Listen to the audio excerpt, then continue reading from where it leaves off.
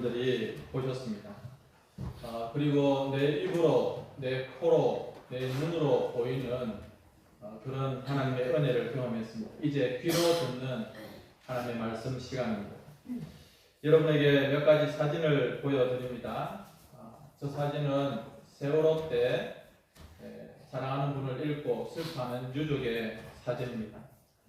또 하나의 그림은 이태원 사고 때 그 영정 사진이 있는 분향소입니다. 성도님 여러분들과 관계된 분이 계실지 모르겠습니다. 우리가 이 사건, 이 일들을 이야기할 때마다 조심스러운 것은 거기에 희생된 분들 또 유족들이 있기 때문에 그렇습니다. 그저 자기들이 수학여행 가다가 죽은 건데 라고 말할 수 없습니다. 자기들이 놀러 가다가 죽은 건데 그렇게 쉽게 말할 수 없습니다. 제가 대구 지하철 사고를 말씀드리지 않는 것은 192명이 죽었던 그 대구 지하철 사고에 제가 아는 분이 있기 때문에 그렇습니다.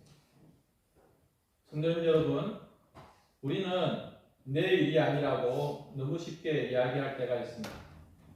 그러나 오늘 말씀처럼 덕을 생각한다면 또 그 사람을 배려하는 마음을 가진다면 우리가 아무렇게나 그렇게 쉽게 이야기할 수가 없는 것입니다. 2000년 전에 실로암 망대가 무너져서 많은 사람이 죽은 일이 이스라엘 땅에 있었습니다. 제자들이 사람들이 예수님께 묻습니다. 예수님, 그 사람들은 무슨 죄를 지었을까요? 그들은 그 죽은 희생자들에 대해서 별다른 생각이 없이 아마 그 사람들은 우리보다 죄가 많아서 죽었을 거야. 그렇게 생각하는 것이죠. 또 갈릴리 사람들이 죽은 것에 대해서도 예수님, 그들은 죄가 많아서 그렇게 죽었겠지요 라고 너무 쉽게 말해버립니다. 예수님은 어떻게 말씀하시죠?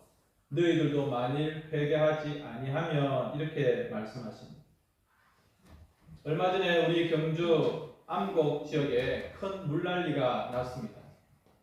그와 관계된 이야기는 아니지만 그렇게 물난리가 나서 우리 교단에 우리 시찰의 교회가 부서지고 깨어지고 그 주변에 계곡 주변에 있던 집들이 많은 피해를 입었습니다. 그런데 여러분, 만약 그 물난리가 난 곳에 그 다음날 어떤 사람이 가서 그 계곡과 그 강바닥에서 수석을 찾고 있다면, 그래서 어떤 돌멩이를 찾고 좋아하면서 야, 물난리 난 덕분에 계곡이 뒤집어지고 강바닥이 뒤집어져서 이렇게 좋은 돌을 발견했다고 좋아한다면 그 희생된 분들 또 사고를 당한 분들은 어떤 마음을 가질까요? 여러분, 세월호 희생자들에 대해서 그 유족들 앞에서 고기를 먹고 또 거기 앞에서 어묵을 먹으면서 조롱하는 사람들이 있었습니다. 이태원 희생자들 앞에서 할로윈 데이 때 놀러가서 죽은 거다라고 하면서 별 상관없이 그렇게 조롱하는 사람들이 있습니다. 그들에 대해서 당신들이 죄를 지었다라고 꼭 집어서 말은 할 수 없지만, 그러나 여러분, 이것은 우리 예수님의 마음이 아닙니다. 우리 예수님께서 세월호 현장에 계셨으면 눈물 흘리셨을 것입니다. 우리 예수님께서 지하철 사고 현장에 계셨으면 눈물 흘리셨을 것입니다.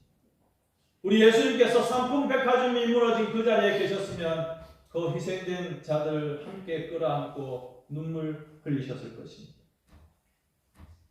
오늘날 우리가 살아가고 있는 이 세상 가운데 무엇을 꼭 집어서 이것은 죄다, 이것은 아니다, 이것은 옳은 것이다, 이것은 옳지 않다 말하기가 참 힘든 것 같습니다.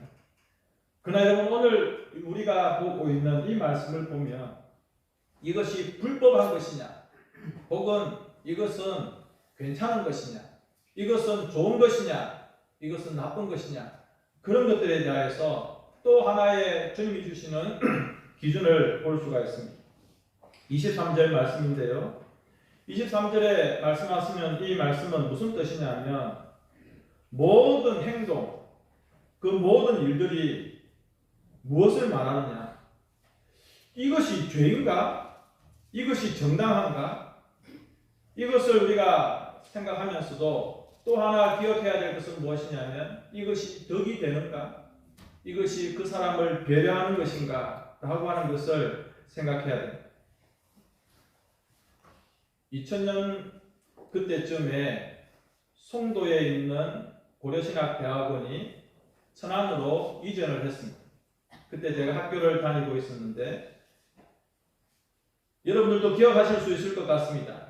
그때 무슨 일이 있었냐면 신대원 식당을 하는 그 사장이 신학대학원 학생들을 상대로 밥을 팔고 하는 그 식당인데도 불구하고 거기서 고사를 지냈습니다.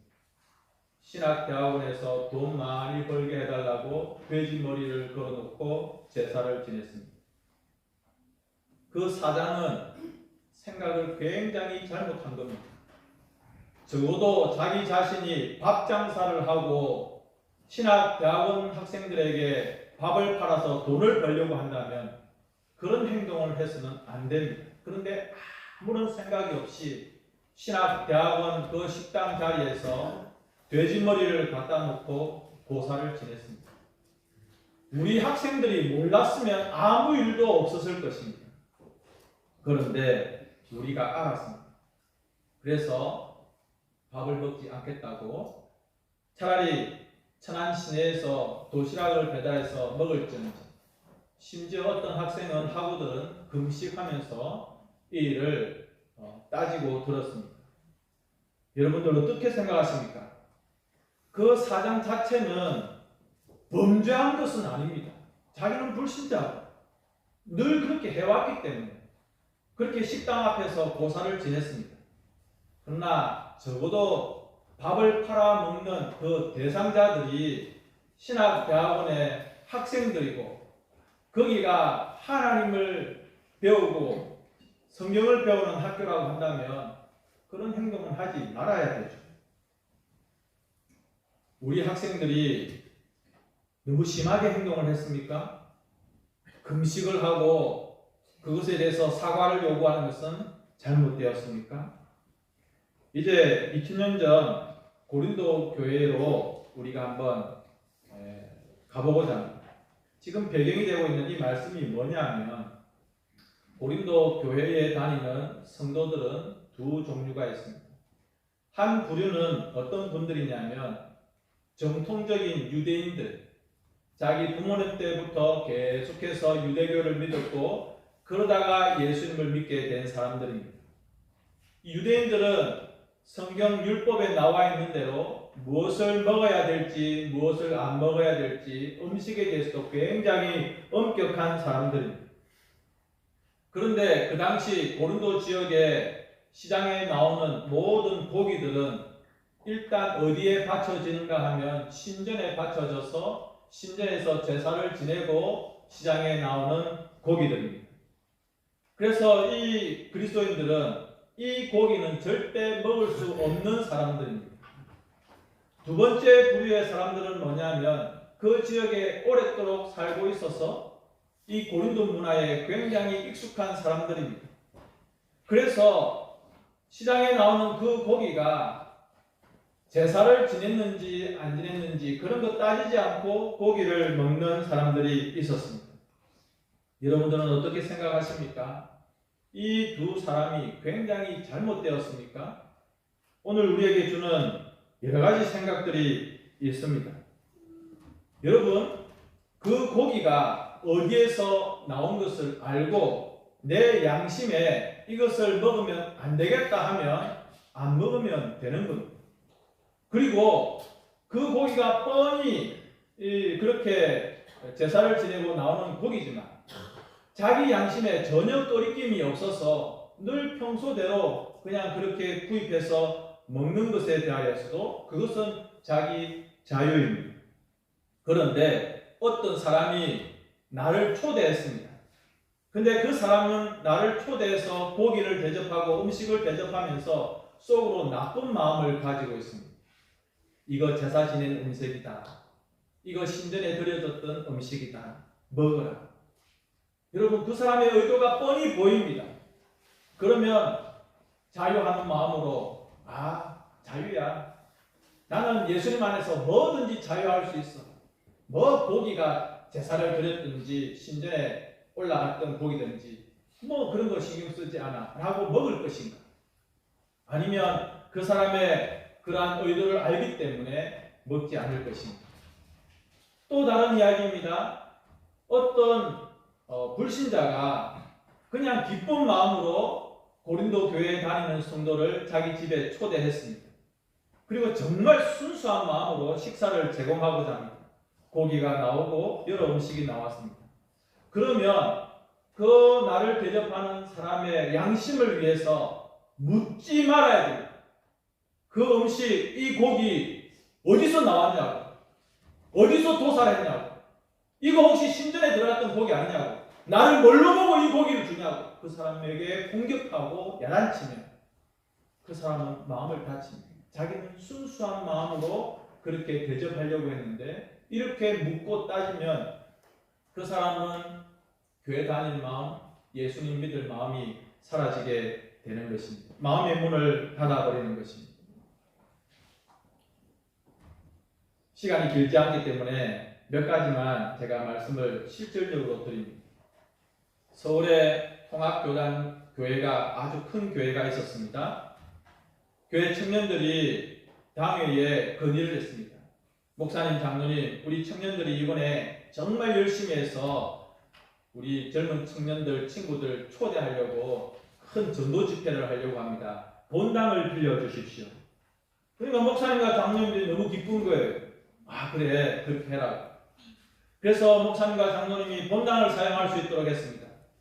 근데 청년들이 정말 열심을 다하고 친구들과 사람들을 많이 초대하기 위해서 준비를 하면서 조명을 달고 드럼을 들어오고 악기가 들어오고 여러 가지 악기를 갖추고 연습하면서 기도하면서 그렇게 친구 초청주의를 준비하는데 연습하는 날 장로님과 목사님이 보고 깜짝 놀란 겁니다. 어디 거룩한 교회당에 드럼이 무슨 말이냐, 조명이 무슨 말이냐, 싹 치워라. 청년들이 부탁하고 담당 교육자가 부탁했습니다. 친구들을 초대하고 새 가족들을 초대하기 위해서 이렇게 한 겁니다. 그런데 용납이 안 되는 건 어디 거룩한 교회당에 드럼이 무엇이고 조명이 무엇이냐고, 어디서 이런 딴따라 같은 짓을 하냐고. 그래서 이 청년들이 부랴부랴 다른 장소를 정해서 친구들 초청해서 예배를 드리고 잔치를 벌이고 나서 많은 청년들이 교회를 떠나버렸습니다. 어떤 생각이 드십니까? 배려해주면 안 될까요? 교회에서 드럼 치면 죄인가요? 교회에 조명을 좀 달아놓으면 이거 지옥 가는 죄입니까? 얼마나 많은 청년들이 그 교회를 떠나버리고 자기가 어릴 적부터 다뤄왔던 교회를 떠나버렸습니다. 여러분, 저는 여러분들에게 옳고 그른 죄냐 아니냐 그걸 따지는 게 아니고 덕의 문제, 배려의 문제를 말하고 있습니다. 어떤 성도님이 저에게 음료수를 들고 왔습니다. 우리 교회 이야기 아닌데 저에게 그렇게 이야기를 하는 겁니다. 그런데 통일교 제품, 맥콜 뭐 이런 걸 들고 왔습니다. 삼정톤.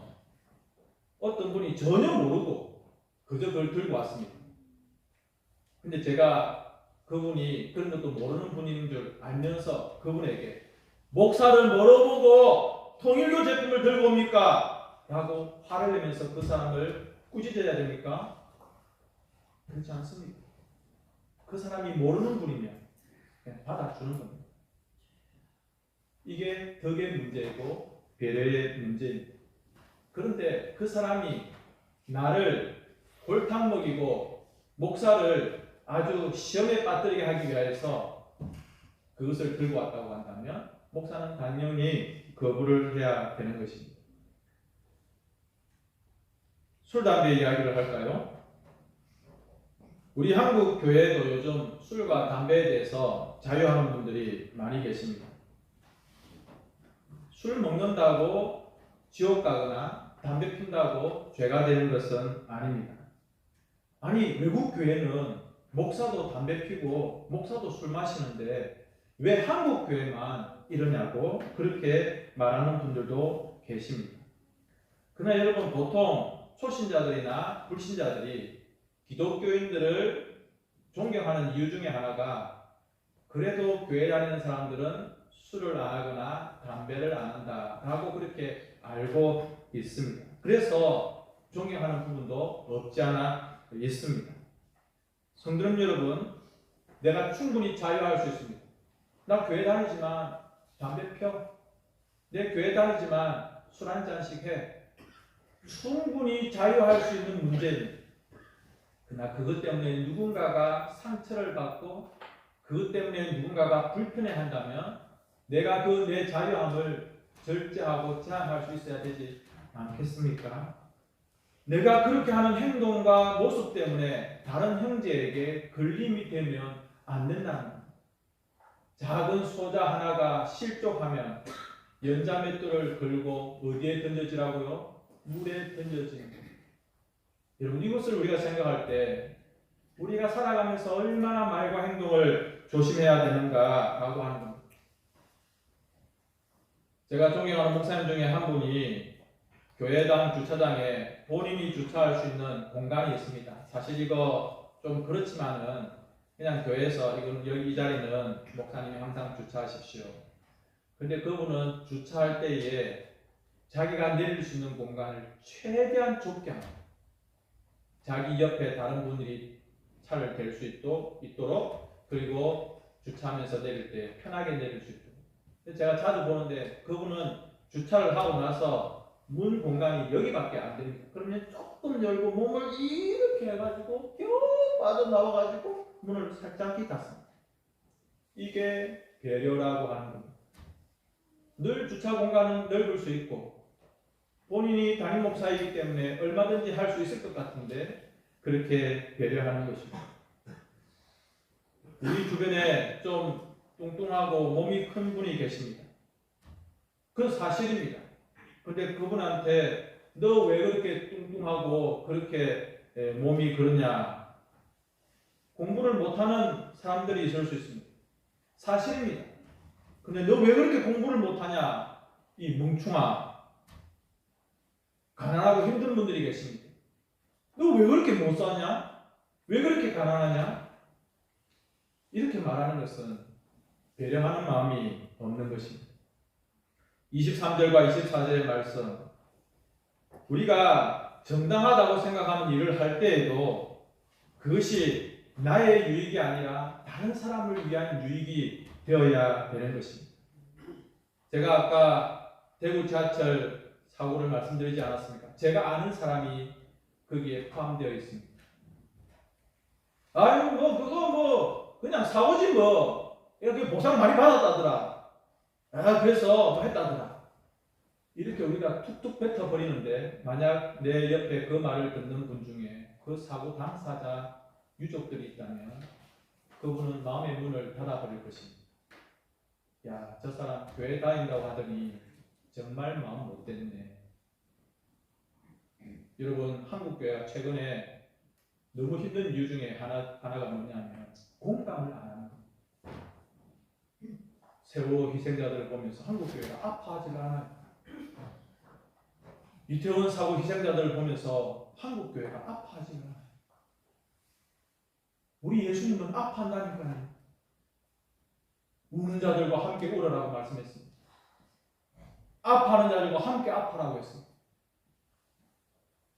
모든 것이 가하나, 할 수 있습니다. 자유할 수 있어요.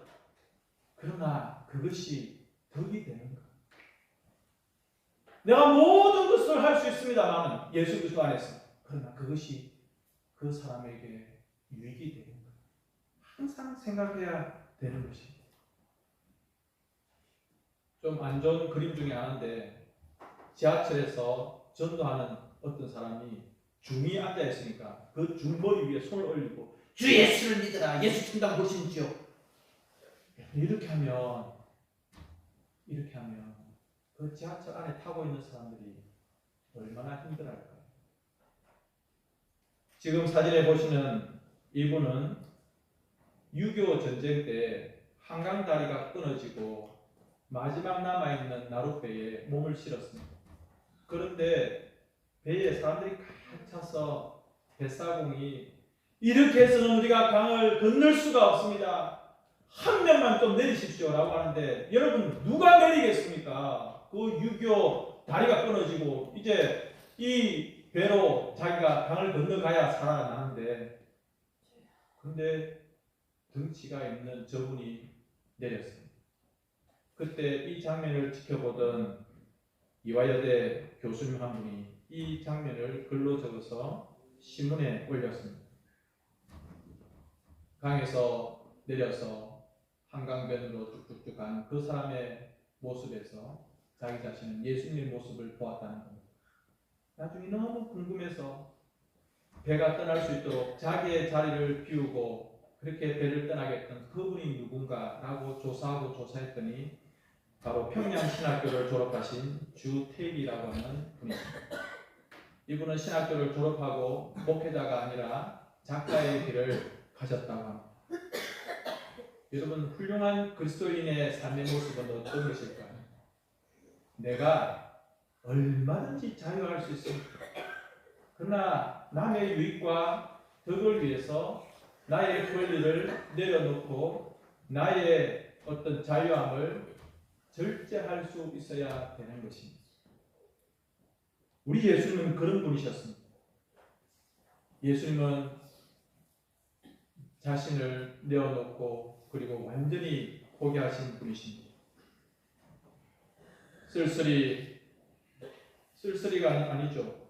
어떻게 보면 너무 힘든 가운데 배에서 내려서 가는 그 뒷모습에서 예수님의 모습을 보았다고 하는 것처럼 성도 여러분, 우리 성숙해지십시오.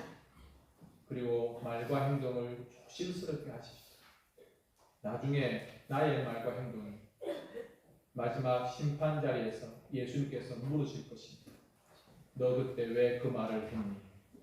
너 그때 왜 그 행동을 했니? 왜 배려하지 못하고 사려 깊지 못했니?